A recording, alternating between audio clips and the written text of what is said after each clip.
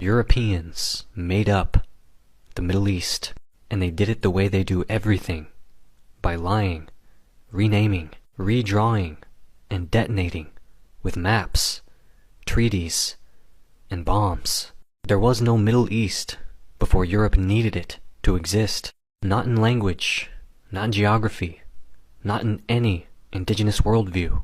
The people of the region called it Bilad al-Sham, the lands of the north, or Greater Syria, al-Mashriq, or the east, al-Jazeera, the island, Kazakhstan, Hijaz, Yemen, Kufa, Basra, Jund, Filastin, not the middle of the east of Europe.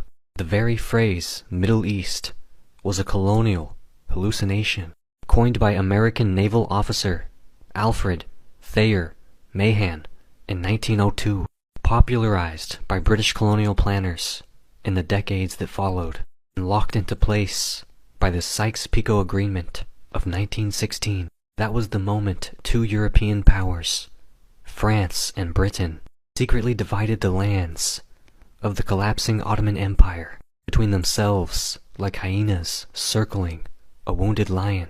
France got Syria and Lebanon, which they invented as a Maronite majority enclave in 1920 to reward their preferred Christian population. Britain got Iraq, Transjordan, now Jordan, and Palestine, where they opened the door to Zionist settlement as payment for World War I alliances, igniting a century-long catastrophe still unfolding. There was no Iraq, there was no Jordan, there was no Israel. There was only the collapsing Ottoman Vilayet system. Baghdad, Mosul, Basra, provinces with tribal networks, religious courts, confederated power. And when the Ottomans fell, the Europeans didn't restore what had existed. They fabricated new states, inserted puppet monarchies like the Hashemite family in both Iraq and Jordan, and drew borders so illogical they ran through rivers, deserts, and people. They split up Kurdistan across 4 nations, divided the Druze, bisected Sunni and Shia communities, trapped Palestinians in a settler colonial nightmare, and turned Lebanon into a confessional time bomb by freezing religious representation into a colonial power-sharing gridlock.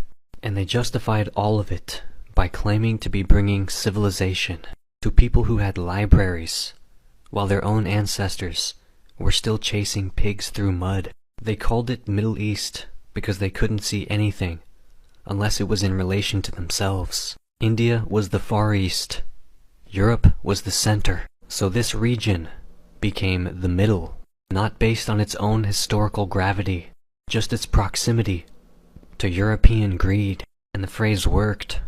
It flattened thousands of years of history.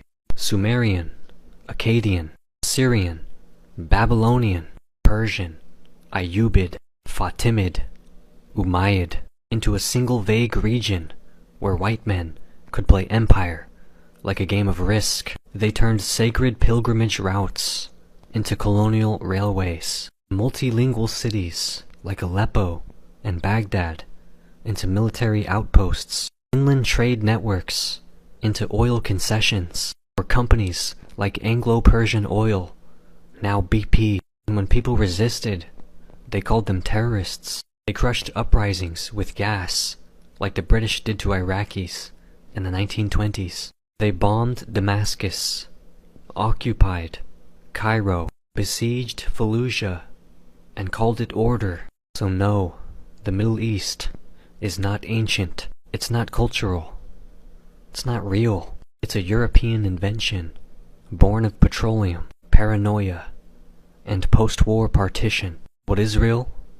Al-Quds, Basra, Sana'a, Shiraz, cradle of mathematics, astronomy, medicine, architecture, theology, the lands of Ibn Khaldun and Al-Farabi, of the Banu Musa and the House of Wisdom.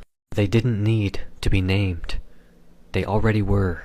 The moment Europe arrived, they were renamed, reframed, and blamed for everything Europe broke. Europeans made up the Middle East to carve civilizations into oil fields, divide unity into borders, and collapse empires that dared to govern without wide approval. And the only thing older than the term Middle East is the blood spilled every time someone tries to reclaim what Europe tried to erase. Gope.